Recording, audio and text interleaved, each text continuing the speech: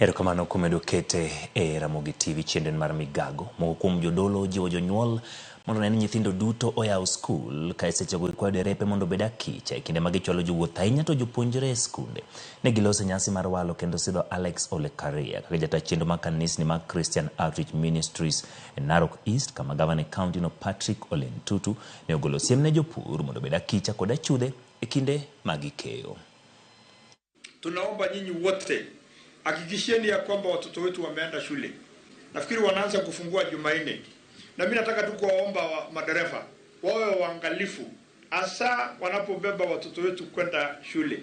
Mara kwa mara tumepata magari zinapata accident wakibeba watoto wetu. Tunawaomba msiwe na haraka. Utafika tu pale ulikuwa unaenda.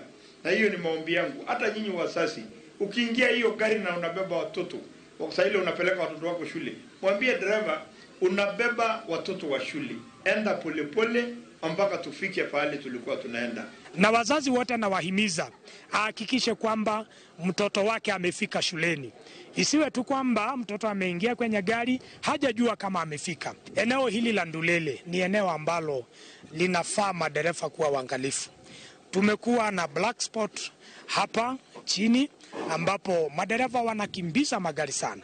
Nataka pia kuwahimiza the traffic officers hapa pia wahakikishe kwamba magari haziendi kwa mwendo wa kasi, vile vile magari haziwezi kubeba zaidi